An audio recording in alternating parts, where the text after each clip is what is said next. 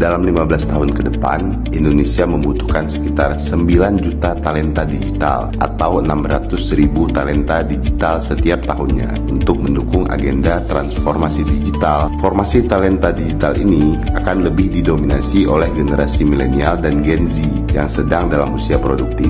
Ini peluang besar bagi generasi muda untuk mengambil kesempatan. Kenapa harus melek dunia digital? Oke, mari kita bedah. Seperti yang kita ketahui, perkembangan zaman yang begitu pesat, kita dituntut harus bisa mengikuti perkembangan zaman tersebut. Ya, berbagai inovasi dan teknologi baru, sadar atau tidak, hal tersebut merubah kehidupan kita seiring berkembangnya waktu. Seperti dahulu, hanya menggunakan telepon umum, sekarang kita dapat menggunakan smartphone kapanpun dan dimanapun. Dan sampai detik ini, dunia digital telah menjadi bagian yang tak terpisahkan dari kehidupan kita sehari-hari.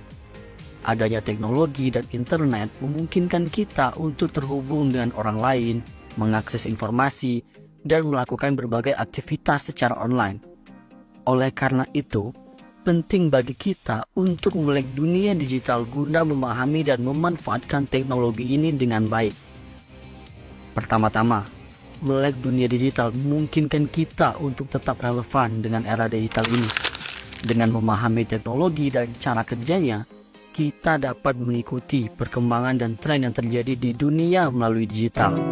Seperti masifnya budaya K-pop yang sedang marak sekarang ini, bahkan sekarang adanya pekerjaan dengan berbasis digital.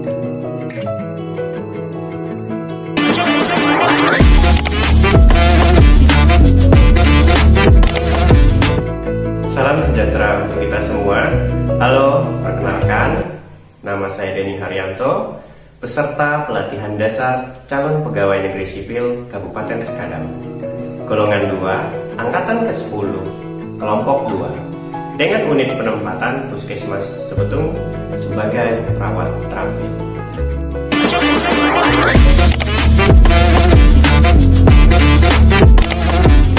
Assalamualaikum warahmatullahi wabarakatuh.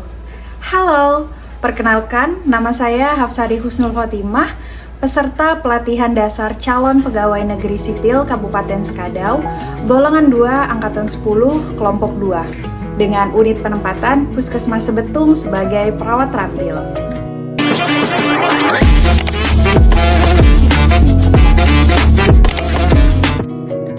Halo semuanya, salam sejahtera untuk kita semua. Perkenalkan, nama saya Vinus Randy Saputra, peserta pelatihan dasar calon pegawai negeri sipil Kabupaten Skadau, golongan 2, angkatan ke-10, kelompok 2, unit penempatan Puskesmas Sebetung sebagai perawat terampil.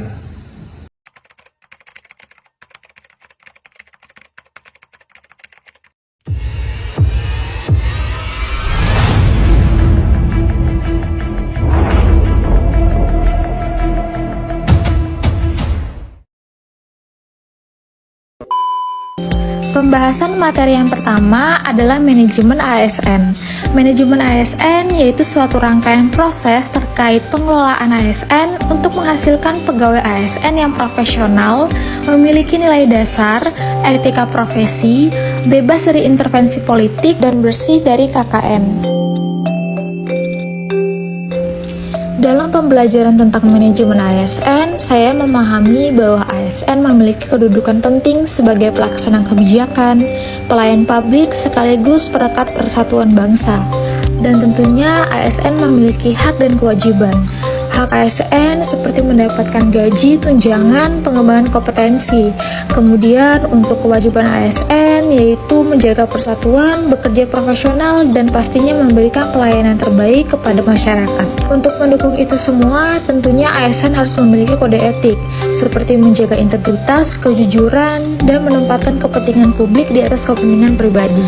Saya juga belajar tentang sistem merit, di mana pengelolaan ASN itu dilakukan secara objektif berdasarkan kompetensi dan kinerja. Ditambah lagi dengan mekanisme pengelolaan ASN yang mencakup perencanaan, rekrutmen, pengembangan, penilaian, hingga penghargaan dan disiplin. Menurut saya, pembelajaran ini sangat bermanfaat. Saya jadi lebih paham bahwa manajemen ASN bukan sekedar mengatur pegawai, tetapi upaya besar untuk menciptakan birokrasi yang profesional, bersih, dan mampu melayani masyarakat dengan baik. ASN merupakan motor utama birokrasi. Jadi, berkembangnya teknologi dan globalisasi menuntut ASN untuk semakin efisien, inovatif, dan juga responsif yang dikenal dengan Smart ASN. Terdapat 8 karakteristik dari Smart ASN, yaitu integritas, nasionalisme, profesionalisme, wawasan global, IT, dan bahasa asing, karena berkaitan dengan perkembangan teknologi yang menuntut ASN untuk lebih inovatif. Kemudian ada hospitality, entrepreneurship, dan networking. Smart ASN di sini harus dapat berdaya dalam ekosistem digital, seperti digital literasi, digital skill, digital kultur, dan digital equity serta digital safety. Selain itu, seorang ASN yang baik tidak hanya mampu mengoperasikan alat, melainkan juga mampu bermedia digital dengan penuh rasa tanggung jawab. Smart ASN merupakan indikator keberhasilan dari manajemen ASN.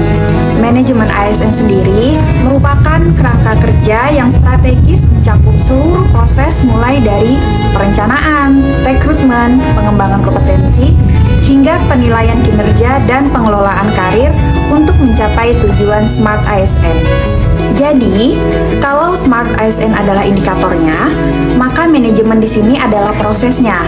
Indikator Smart ASN ini dapat dilihat dari nilai profesionalisme, berintegritas, berwawasan global, dan melek teknologi. Sementara, manajemen ASN ini dapat dilihat dari kualifikasi terkait jenjang pendidikan dan pengalaman kerja yang dapat dilihat. Contohnya, pelaksanaan tes CPNS berbasis CAT. Meski kami dari pelosok, kami siap belajar dan beradaptasi. Sinyal di sini naik turun. Namun walaupun begitu, masyarakat di sini tetap harus kami layani.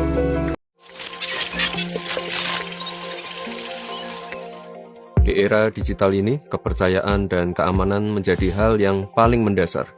Ketika data menjadi landasan berbagai keputusan dalam kehidupan sehari-hari, mulai dari layanan publik hingga aktivitas ekonomi, maka kita memerlukan sistem yang mampu menjamin keamanan dan keaslian informasi.